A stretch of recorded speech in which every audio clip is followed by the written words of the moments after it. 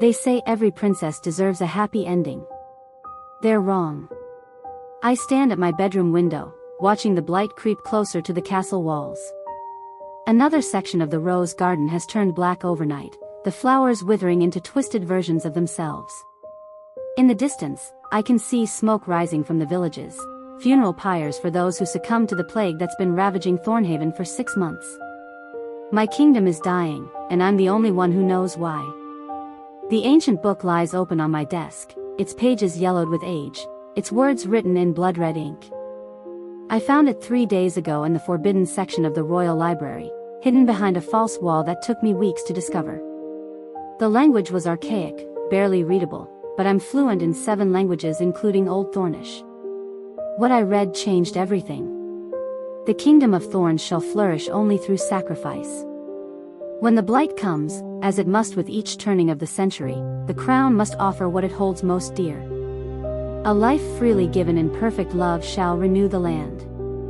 But should the sacrifice be refused, the kingdom falls to ruin and all within shall perish. Perfect love. A willing sacrifice. My father, King Aldrich, doesn't know about the curse. None of them do, not my mother, not my older sister Alara, not the council of advisors who meet daily to discuss solutions that will never work. They think this is a natural disaster, a pestilence that can be cured with medicine and prayer. But I know the truth. And I know what I have to do. The letter arrives during breakfast, delivered by a messenger in royal blue livery. My mother opens it with trembling hands. Everything makes her hands tremble these days. The stress of watching our kingdom die is killing her almost as surely as the blight itself. An invitation, she breathes, her eyes scanning the elegant script. From Prince Adrian of Westmarch. He's requesting permission to court Rosalind. My father looks up from his untouched plate. He's lost weight, I notice. We all have. Another suitor? That's the 3rd this month. Desperate times, Alara mutters from across the table. My sister looks terrible, dark circles under her eyes, skin too pale, a tremor in her hands that she thinks no one notices. But I notice everything about Alara. I always have. She's dying. The blight is in her blood, somehow. I've seen her coughing up black fluid when she thinks she's alone. We should welcome him, I say softly, keeping my voice gentle and princess-like. Perhaps an alliance with Westmarch could bring resources. Aid for our people. My mother smiles at me, grateful. Always thinking of others, my sweet Rose. If only she knew. I've been carefully cultivating my reputation for years. The kind princess. The compassionate one. The daughter who volunteers at the infirmaries, who donates her jewelry to feed the poor, who cries prettily at funerals. Every gesture calculated. Every kindness strategic. Because I learned early that people will do anything for someone they believe is good. I'll prepare the castle for his arrival, I say, rising from the table. When does he come? 3 days, my father replies. Along with his retinue. 3 days. Enough time to prepare. Enough time to plan. Enough time to become exactly what Prince Adrian needs me to be. I find Alara in the library that afternoon, hunched over medical texts. She's researching the blight again, looking for answers she'll never find in books about natural diseases. You should rest, I tell her, sitting beside her. I'm fine. You're not.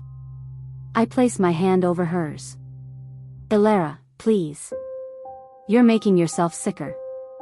She looks at me then, and something in her eyes makes my breath catch. Knowledge. Suspicion. What do you know about the old curses? She asks quietly.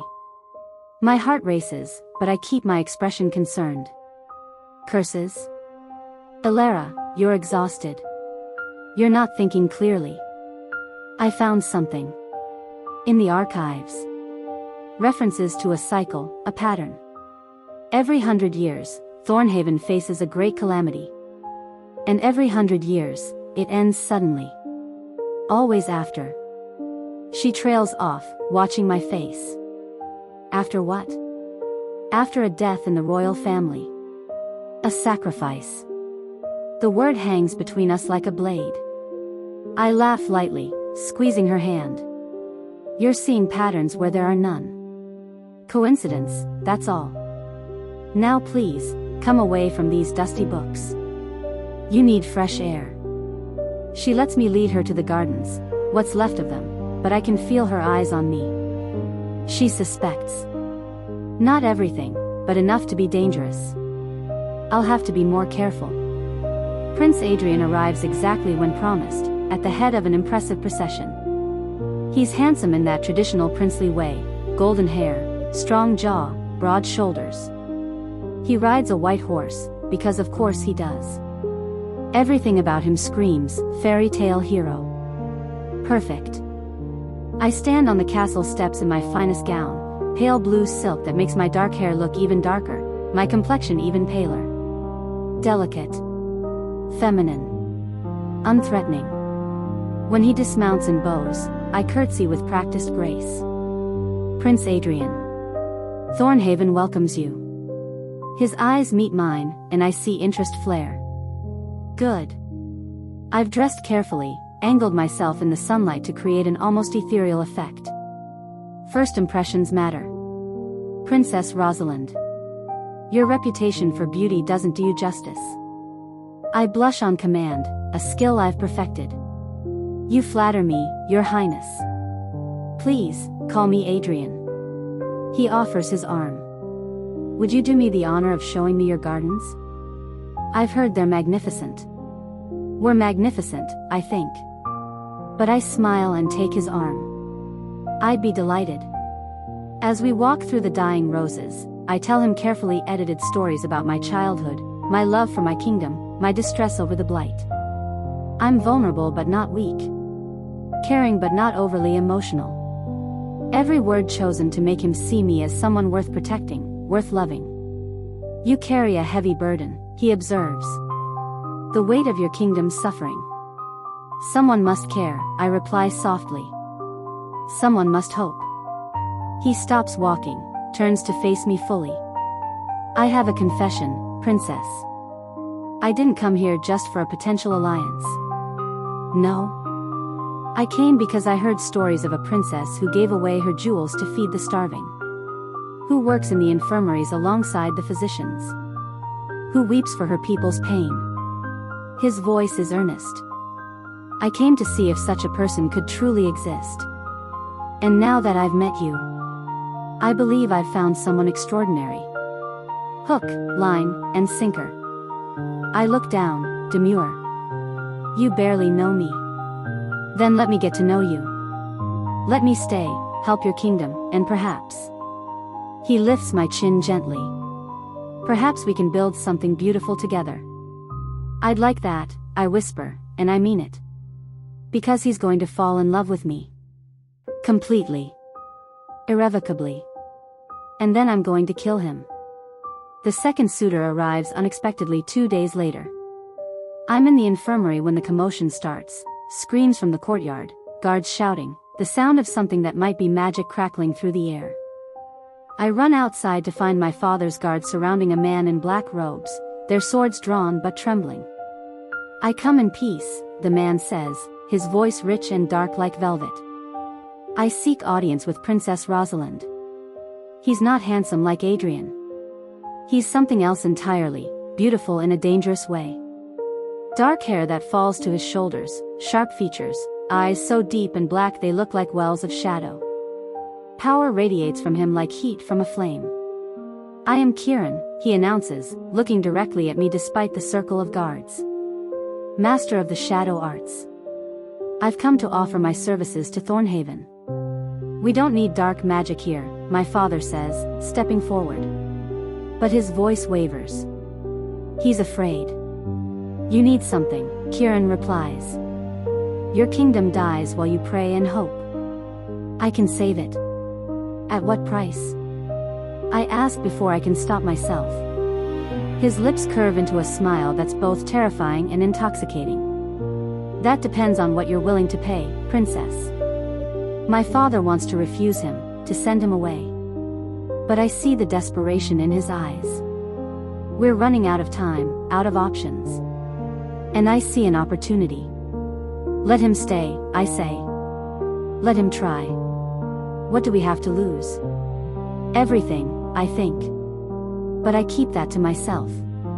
Kieran is given quarters in the East Tower, far from the main living areas, because my parents don't trust him. Smart. They shouldn't. But I visit him that night anyway.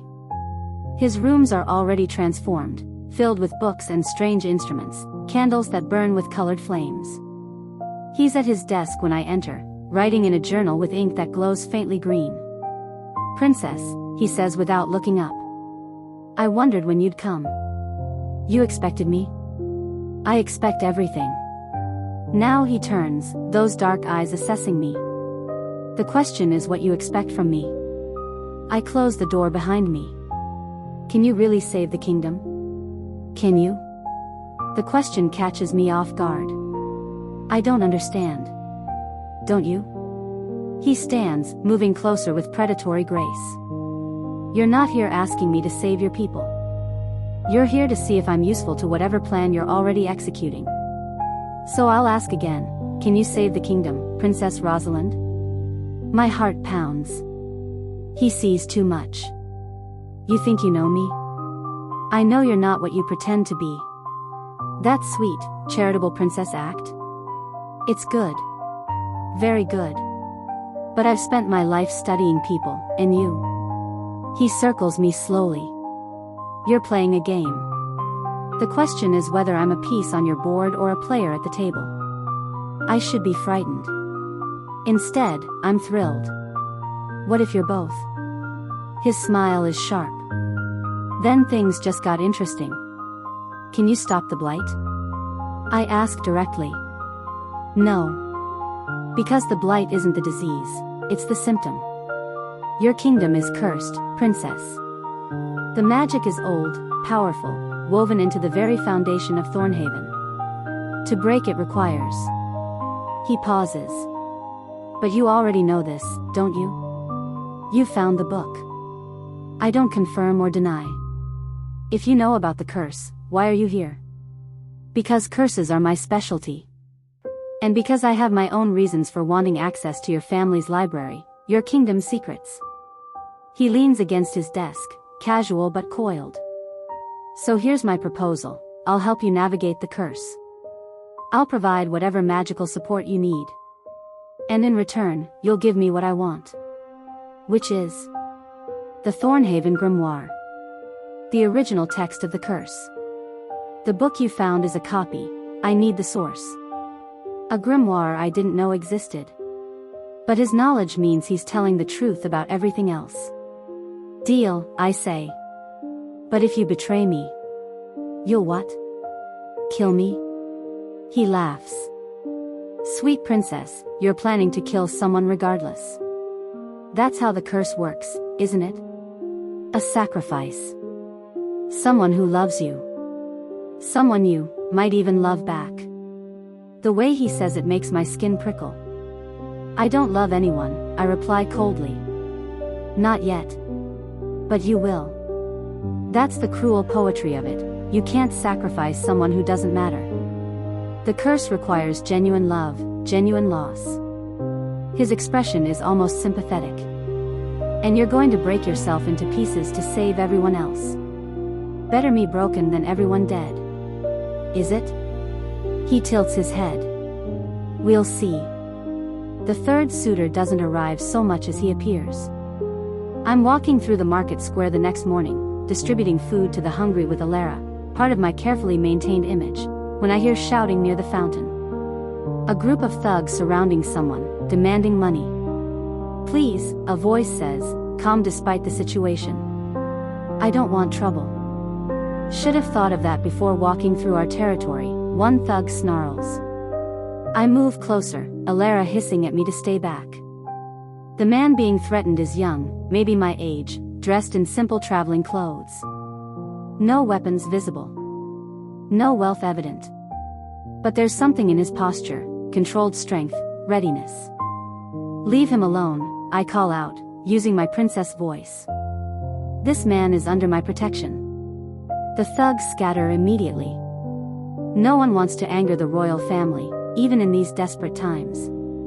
The stranger turns to look at me, and my breath catches. He's beautiful in a completely different way from Adrian or Kieran. Where Adrian is golden and heroic, where Kieran is dark and dangerous, this man is real. Brown hair that needs cutting, green eyes that hold both kindness and something harder, a scar across his left eyebrow that suggests a difficult life. He's wearing worn leather and carries himself like a fighter. "Thank you, Your Highness," he says, bowing slightly. Though I had the situation handled. "Did you?" I smile.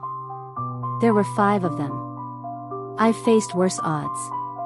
Elara steps forward. "Who are you?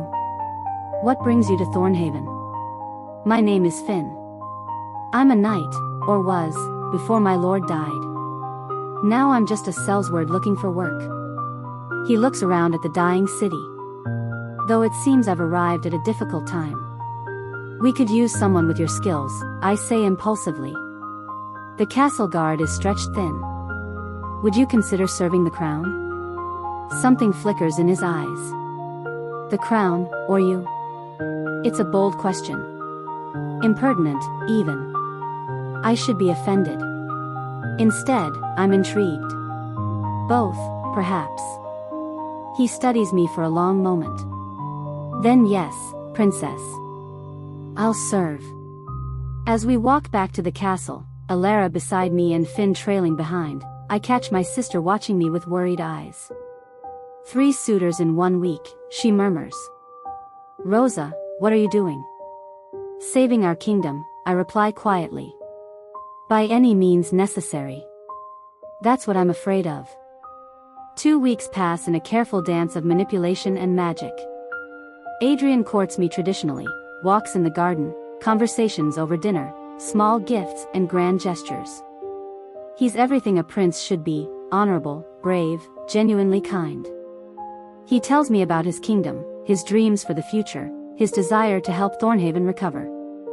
And every day, he falls a little more in love with me. I know because I've been there, watching, calculating. The way his eyes light up when I enter a room. The way he listens to everything I say like it's poetry. The way he started talking about we instead of I. He's perfect. A perfect sacrifice. Except I'm starting to feel something when I'm with him. Not love, I won't let it be love, but something uncomfortable. Guilt, maybe. Regret for what I'm going to do. I push it down. Kieran, meanwhile, spends his time in the library and his tower, researching the curse. We meet in secret, sharing information. He's teaching me magic, small spells at first, then larger ones. Control of shadows, manipulation of emotions, wards and protections. "You have talent," he tells me one night as I successfully cast an illusion. "Natural ability. With proper training, you could be formidable." I don't want to be formidable. I want to save my kingdom. Those might be the same thing. He watches me with those 2 knowing eyes. "Have you chosen which one yet?" "Which one what?" "Which suitor to sacrifice? The noble prince, the dark sorcerer, or the mysterious knight?" "I didn't realize you were offering yourself up." "I'm not. But I'm curious if you'd consider it. I'm probably the easiest choice, no political complications, no innocent blood. I've done terrible things in my life. Some might say I deserve it. Do you? Deserve death? Perhaps. Deserve to die for love?" He laughs bitterly. "No. I've never loved anyone. That's my curse, to be incapable of it. So I'm safe from you, Princess. But I can help you evaluate the others. And then there's Finn. Finn is the problem I didn't anticipate. He's been assigned to my personal guard, which means he's with me constantly. And unlike Adrian, who sees what I want him to see, Finn sees through everything. "You're different when you think no one's watching," he tells me one afternoon. We're alone in the armory, where he's teaching me basic self-defense. The gentle smile disappears. "You look harder. Calculating." I don't know what you mean. Yes, you do. He adjusts my grip on the practice sword. You're playing a role. The question is why? Maybe I'm just trying to be what everyone needs me to be. That's the problem, isn't it? What about what you need? The question catches me off guard. No one ever asks what I need. They ask what the kingdom needs, what my parents need, what's proper and right and expected. It doesn't matter what I need, I say finally. It should. He's standing too close, and I'm suddenly aware of the heat of him, the way his green eyes see too much. He's dangerous in a completely different way from Kieran, not because he's powerful, but because he's genuine. Why did you really come to Thornhaven? I ask, deflecting. I told you. Looking for work. That's not the whole truth. His smile is slight. No. It's not. But if I tell you, you'll have power over me. And I'm not sure I trust you with that yet. Yet? I'm working on it. He steps back, breaking the intensity of the moment. Again. Your stance is still too wide. Elara confronts me in my chambers that night. I know what you're planning, she says without preamble. I'm at my vanity, brushing my hair, the picture of innocent femininity. Planning what? Don't. Her voice cracks. Don't lie to me. Not you. I know about the curse, Rosa. I found the book, the real one, in Father's study. I know what needs to be done. My hand's still on the brush. Then you know why I'm doing this. I know you're trying to save everyone. But Rosa, the cost.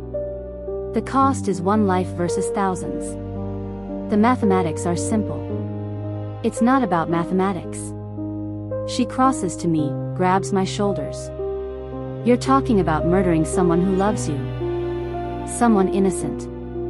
There are no innocents in this, I say coldly. Everyone wants something. Adrian wants an alliance and a beautiful wife. Kieran wants forbidden knowledge. Finn wants whatever he wants.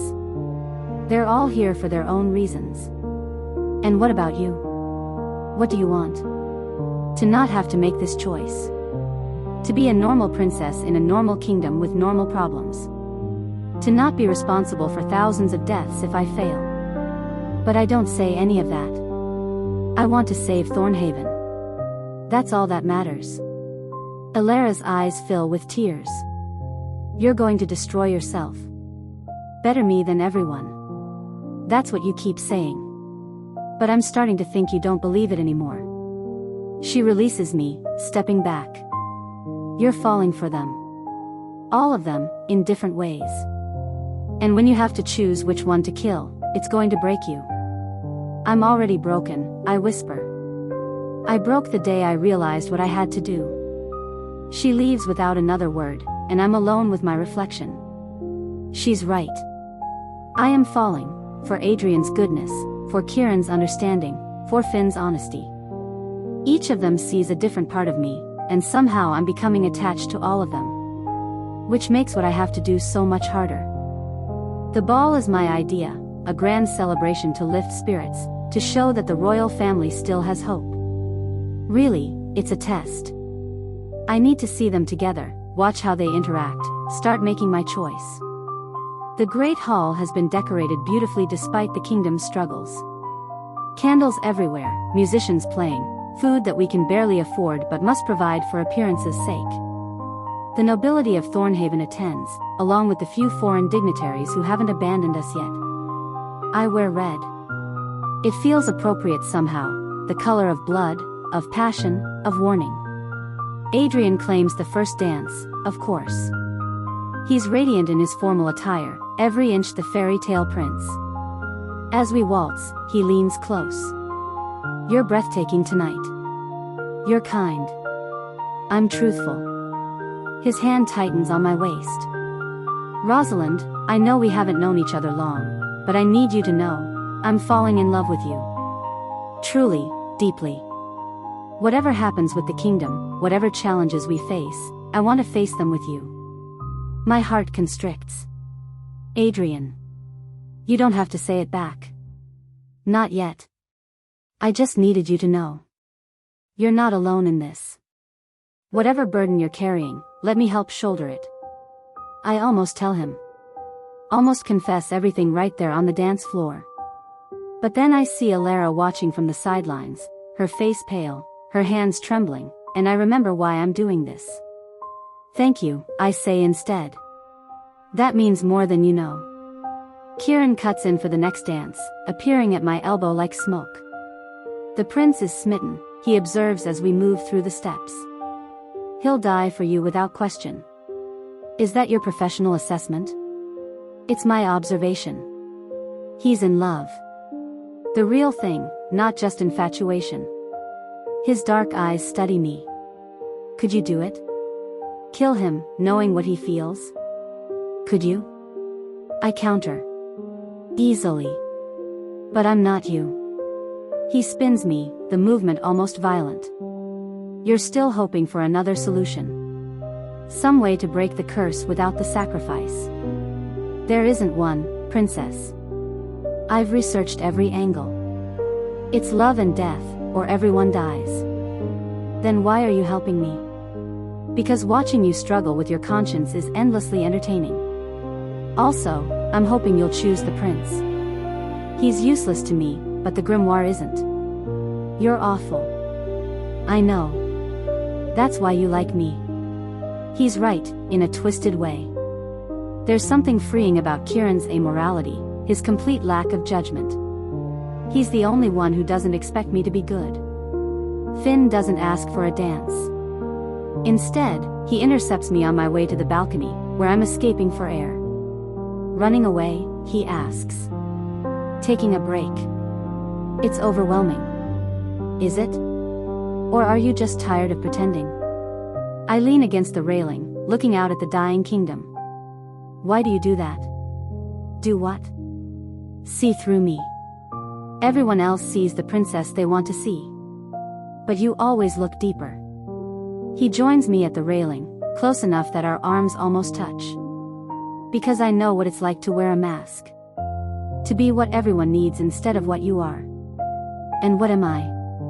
Scared. Lonely. Doing something impossible because you're the only one brave enough to try.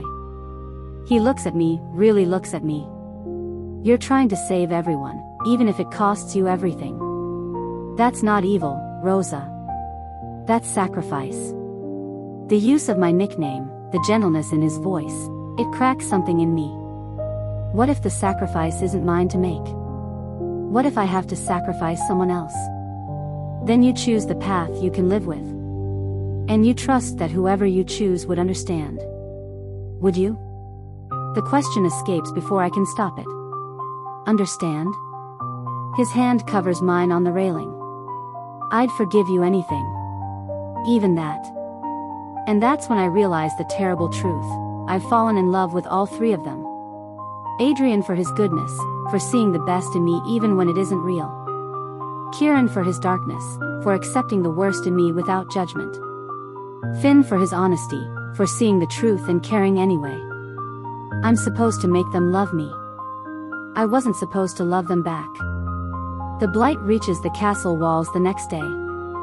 We wake to find the roses in the garden completely dead, black and twisted. The guards who patrolled the outer walls are sick, coughing up dark blood. Alara collapses during breakfast, her skin gray, her breathing shallow. We're running out of time. 3 days, Kieran tells me in the library. Maybe 4. After that, the curse will spread too far to contain. Even with the sacrifice, there might not be enough left to save. Then I need to choose. Now. Yes. He watches me with unusual gentleness. Have you decided? I look at the 3 names I've written on parchment. Adrian. Kieran. Finn. One of them has to die. For the kingdom. For Alara. For everyone. Tell me how it works, I say. The ritual. Kieran pulls out an ancient text, points to a passage written in blood. The sacrifice must be willing. They must come to you freely, knowing what will happen. You must love them truly, and they must love you truly. Only then will their death break the curse. How do I know if they'd be willing? You ask them. And you live with their answer. And if they say no? Then everyone dies. Simple. Terrible. Impossible. I'll make my choice tonight, I tell him. Prepare the ritual. I summon Adrian first. He comes eagerly, thinking I've called him for something romantic. When he sees my face, his expression shifts to concern. What's wrong? I tell him everything. The curse, the sacrifice, what's required. I watch his face change as he processes it, shock, horror, understanding, and finally, something that looks like resignation. So one of us has to die, he says quietly. And you have to choose who. Yes. He's silent for a long moment. Then, it should be me. Adrian. No, listen. I'm a prince. I was raised to protect people, to sacrifice for the greater good. This is exactly what I was born to do. He takes my hands. And I love you, Rosalind. Completely. If my death saves you, saves your kingdom, then it's not a sacrifice at all. It's a gift. Tears stream down my face. You shouldn't have to. But I will. Gladly. He pulls me into his arms. When? Tonight. At midnight. Then I have a few hours left. He cups my face, gentle. Spend them with me? We walk through the dying gardens, and he tells me stories of his childhood, his dreams for the future he'll never have. He's brave and beautiful and everything good in the world. And I'm going to kill him. I summon Kieran next. He knows what I'm going to ask before I say it. The prince agreed, didn't he? Heroic fool. Would you? I ask. Would you die for me? He considers it seriously. No. Not because I don't care, in my own way, I do. But I'm not wired for that kind of sacrifice. I'm too selfish, too focused on my own survival. He pauses. But I'll tell you this, if you choose me anyway, I won't fight it. I'll accept it as payment for a life lived badly. That's not the same as willing. No. But it's all I can offer. He touches my face, surprisingly tender. You don't want to choose me anyway. The prince is better. Purer. His death will mean something. All death means something. Pretty sentiment. But we both know some deaths matter more than others. Finn is last. I find him in the armory, sharpening his sword. When I tell him what I need to say, he sets down the blade and gives me his full attention. I explain everything, the curse, the ritual, the impossible choice. He listens without interrupting. Then, ask me. What? Ask me if I'll die for you. That's why you're here. My throat closes. Finn. Ask me, Rosa. Would you die for me? For the kingdom? He stands, closes the distance between us. I came to Thornhaven to die. That's the truth I haven't told you. I'm cursed too, a different kind of curse. A witch's vengeance for killing her son in battle. I have 6 months to live, maybe less. Every day, I'm in pain. Every night, I dream of blood. Why didn't you tell me? Because I wanted someone to see me as more than a dying man. And you did. You saw a knight, a warrior, someone useful. He takes my hand. So yes. I'll die for you. Not because it's heroic, but because I'm dying anyway. And if my death means something, if it saves people instead of being meaningless, then maybe my life won't have been wasted. Finn. But I have one condition. What? You have to promise me that you'll keep living. Really living, not just surviving. You'll let yourself love again, be happy again. Because if you sacrifice yourself along with me, if you become hollow and broken, then my death means nothing. I'm crying now, ugly sobs that shake my whole body. I can't promise that. You have to. That's what makes the sacrifice willing, knowing you'll honor it by living well. I have 3 willing sacrifices. Adrian, who loves me purely and wants to be the hero. Kieran, who accepts death as payment for a life lived selfishly. Finn, who's dying anyway and wants his death to mean something.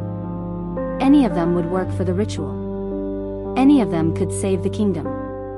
But I can only choose one. I sit in my chambers as midnight approaches, Kieran's ritual instructions in front of me. The sacrifice must take place in the throne room, on the ancient stone where the original curse was cast. I must drive a ceremonial dagger through their heart while speaking the words of unbinding. And I must mean it. Must truly grieve. The curse feeds on genuine emotion, false tears and performed sorrow won't break it. That won't be a problem. I'm grieving all of them already. A knock at my door. Elara, looking like a ghost. You're really doing this, she whispers. I have to. Which one? I don't know. She sits beside me, takes my hand. Rosa, I need to tell you something. Something that might change everything. What? The curse. I've been researching too, reading everything I could find. And I discovered something. The sacrifice doesn't have to be one of them. My heart stops. What do you mean? It has to be someone you love. Someone who loves you. But it doesn't specify romantic love. Family love counts too. She squeezes my hand. It could be me. No. Listen. No. I pull away from her. You're not dying. That's the whole point of this. I'm saving you. But I'm dying anyway. The blight is in my blood, Rosa. I have days left, maybe hours. You saw me at breakfast, I can barely stand. If my death can save everyone else, including you, then let it mean something. I won't let you. It's not your choice. Her voice cracks. You've been making all the choices, carrying all the burden. But this is my kingdom too. My people too. And I'm telling you, as your sister, as someone who loves you more than anything, let me do this. We stare at each other, both crying. I can't lose you, I whisper. You can't lose everyone else either. And if you kill one of them, Adrian or Finn or even Kieran, you'll never forgive yourself. You'll carry that guilt forever. But if it's me, she touches my face. You'll grieve. You'll hurt. But you'll know I chose this. That I wanted this. And maybe that will let you heal someday. Elara. Please. Let me save you this time. Let me be the hero. Midnight comes too fast. The throne room is prepared, candles everywhere, the ancient stone exposed, Kieran's magic humming in the air. My parents are locked in their chambers, drugged to sleep so they won't interfere. They'll wake to either a saved kingdom or a dead one. Adrian, Kieran, and Finn all arrive, each expecting to be the one chosen. When they see each other, confusion flashes across their faces. What's happening? Adrian asks. I'm making my choice, I say, my voice steady despite everything. But first, I need you all to understand what you've meant to me. I turn to Adrian first. You showed me what goodness looks like. What honor means. You believed in the best version of me, and for a while, I almost believed in her too. Thank you for that. Then Kieran. You showed me that darkness isn't the same as evil. That seeing clearly, even ugly truths, is its own kind of courage. You never judged me, and I'll never forget that. Finally Finn. You saw through all my masks and cared anyway. You showed me that truth doesn't have to be harsh, that honesty can be kind. You made me want to be real. So who did you choose? Finn asks quietly. The door opens before I can answer. Elara walks in, dressed in white, looking like a ghost already. Her, I say, my voice breaking. I choose her. No, Adrian says immediately. That's not, you can't. It's already done, Alara says softly. I volunteered. Rosa didn't choose me, I chose myself. Kieran steps forward, his expression serious. Princess Alara, do you understand what this means? The pain, the finality? I understand. And I'm willing. She looks at me. Rosa, begin the ritual. I can't. You have to. I'll do it, Finn says suddenly. If someone has to die, let it be me. I'm cursed anyway, dying already. Use me instead. It doesn't work that way, Kieran explains. The sacrifice must come from the person who cast the ritual. Rosalind has to be the one to wield the blade. Then I'll do it, Adrian says. I'll take her place. My love is just as real, just as... Stop. Alara's voice rings out. All of you, stop. This isn't your choice. It's mine. I'm dying already. The blight is killing me from the inside out. In 3 days, I'll be dead anyway. This way, my death saves everyone. Let me have this. Let me matter. The room falls silent. She's right.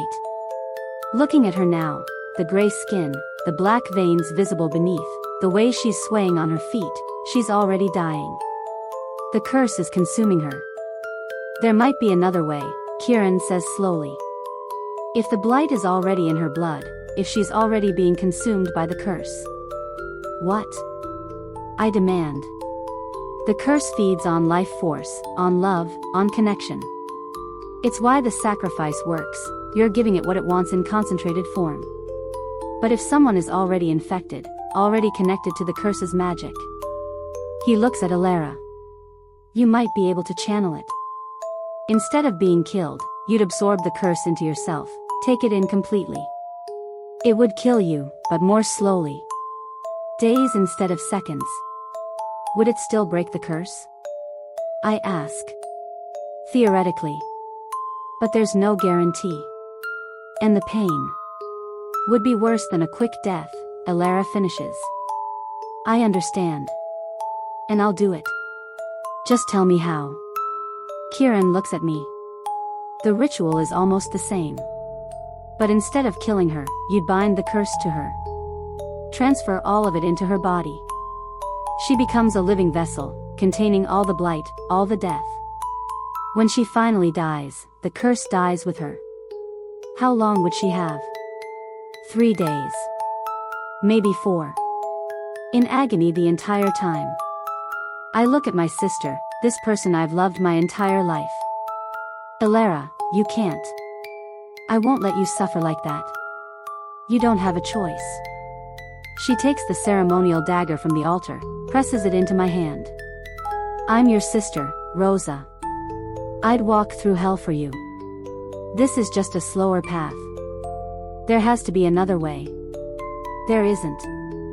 We're out of time. She kneels before me. Do it. Save the kingdom. Save yourself. And when I'm gone, promise me you'll live. Really live. Love these men if you want to, or don't. But don't waste your life on guilt. My hands are shaking as I raise the dagger. The words of the ritual flow from my lips in Old Thornish, ancient and terrible. Power gathers in the room, making the candles flicker, making the air heavy. I press the blade against Alara's chest, not piercing, just connecting. And I pour everything into the spell, all my fear, all my love, all my desperate need to save her and knowing I can't. The curse recognizes its new host. Black veins spread across Alara's skin like ink in water. She gasps, her body convulsing, and I catch her as she falls. The transformation is horrible, her eyes turn black, her fingers curl like claws, her breath comes in rasping gasps. But outside, through the windows, I see it, the blight receding. The black roses turning green again. The poisoned clouds breaking apart. It's working. Rosa, Alara whispers, her voice already raspy. Did it work? Yes. You did it. You saved everyone. Good. She smiles, and even corrupted by the curse, she's still my sister. Then it was worth it. We carry her to her chambers. Kieran works spells to ease her pain, but there's only so much he can do. The curse is consuming her from within, and we can only watch. Adrian, Finn, and I take turns sitting with her. We read to her, tell her stories, hold her hand as the darkness spreads. On the second day, she asks to speak to me alone. I need you to understand something, she says, each word an effort. I didn't do this to save the kingdom. I did it to save you. What? You were going to destroy yourself, Rosa. One way or another. If you'd killed one of them, you'd never forgive yourself. And if you'd refused to choose, everyone would have died and you'd carry that guilt forever. She coughs, black fluid staining her lips. This way, you get to live. You get to love. You get to be happy. How can I be happy knowing what it cost? By honoring it. By being the person I knew you could be, the real you, not the mask you wear. Promise me. I promise. She squeezes my hand, and then her eyes close. She doesn't open them again. Ilara dies on the third day, just as Kieran predicted. The moment she takes her last breath, the final remnants of the blight vanish. The kingdom is clean, whole, saved. Outside, I can hear people celebrating, crying with relief, thanking the gods for their deliverance. They don't know what it cost. They'll never know. We bury her in the royal crypt with full honors. My parents are devastated, barely able to stand through the ceremony. They think the blight took her, and in a way, it did. Just not the way they believe. I stand at her grave long after everyone else has left, staring at the stone that bears her name. You shouldn't have done it, I whisper. It should have been me. She knew that, Kieran says, appearing beside me. That's why she did it. Because you couldn't. I was supposed to be strong enough. You were. You made the hardest choice of all, you let her save you. He's quiet for a moment. I'm leaving tomorrow. Heading north to continue my research. But I'll remember this. Remember you. Did you get what you wanted? The grimoire? I did. But it doesn't feel like the victory I expected. He looks at me with unusual sincerity. You changed me, princess. Made me feel something I thought I was incapable of. Not love, perhaps, but care. Genuine care. That's more than I've felt in years. Take care of yourself, Kieran. And you. He touches my shoulder briefly, then vanishes into shadow. Adrian approaches next, looking uncertain. I'm returning to Westmarch tomorrow, he says. My father needs me. But Rosalind. I meant what I said. I love you. If you want me to stay, if you want to build something together, I will. I'll help you rebuild your kingdom, your life. We could have something beautiful. I look at him, this good, honorable man who deserves someone equally good. I love you too, I tell him honestly. But I don't think I can be what you need. What you deserve. There's too much darkness in me now, too many pieces that don't fit the fairy tale. I don't need a fairy tale. I need you. You need the version of me that you fell in love with. The kind princess, the gentle soul. But that was mostly performance, Adrian. The real me is harder. More broken. And I don't want you to love a lie. He's quiet for a long moment. Then he pulls me into a hug, gentle and final. Then I hope you find someone who loves the truth of you, he whispers. You deserve that. He leaves, and I feel the loss of him like a physical thing. But it's the right choice. For both of us. I find Finn in the castle gardens, now green and blooming again. I thought you'd come, he says without turning around. Your curse. Is it gone? No. Still dying. But maybe a bit slower now. Turns out there's some kind of magic feedback. Alara's sacrifice did something to the curse network in this region. I might have months instead of weeks. That's something. It is. He turns to look at me. So what now, princess? Are you going to send me away too? I don't want to. Then don't. He moves closer. I know what you're thinking. That you're too dark for Adrian, too damaged for fairy tale love. But I never wanted a fairy tale. I wanted something real. And you, Rosa, you're the most real thing I've ever known. I killed my sister. You didn't kill her. She chose. There's a difference. I manipulated 3 men into falling in love with me so I could sacrifice one of them. You did what you thought you had to do to save your kingdom.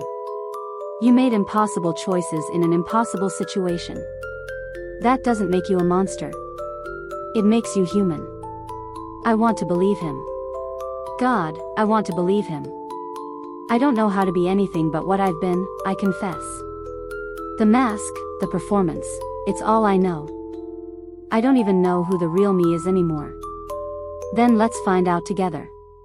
He takes my hands. You don't have to be perfect. You don't have to be good. You just have to be honest. With me, with yourself. Can you do that? I can try. That's all I'm asking. He kisses me, and it's nothing like Adrian's chaste, respectful kisses. It's raw and real and slightly desperate. It's a kiss that acknowledges all the darkness and chooses to stay anyway. When we break apart, I'm crying. I don't deserve you. You deserve whatever you choose for yourself. So choose me. Choose honesty. Choose a life that's messy and imperfect but real. What if I hurt you? You will. And I'll hurt you. That's what happens when people are real with each other. But we'll survive it. We'll learn. We'll grow. I look at him, this dying knight who sees all my flaws and wants me anyway, and I make my choice. Not the noble prince. Not the dark sorcerer. But the honest man who asks nothing of me except truth. Stay, I whisper. Please stay. As long as you'll have me. 6 months later, the kingdom of Thornhaven is thriving.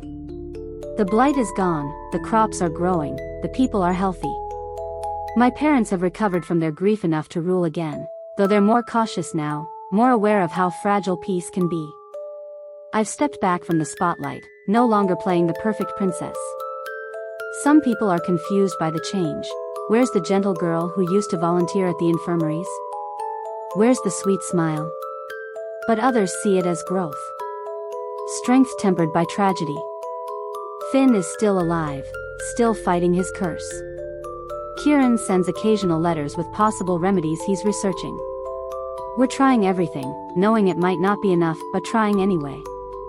Because that's what you do when you love someone, you fight, even when the odds are impossible. I visit Alara's grave every week. I tell her about the kingdom, about Finn, about the life I'm trying to build from the ashes. I think she'd be proud. Or maybe she'd roll her eyes at my dramatics. Either way, I know she loved me. And I loved her. And that love, terrible and beautiful and sacrificial, saved everything. I'm standing at her grave when Finn finds me, just as the sun is setting. Ready, he asks. For what? To live. Really live. Like you promised her. I take his hand, and we walk back to the castle together. 2 broken people building something new from the wreckage of their past. It's not a fairy tale ending. There's no happily ever after guaranteed, no perfect conclusion. But it's real. It's honest. It's ours. And maybe that's better than any fairy tale ever was. The end.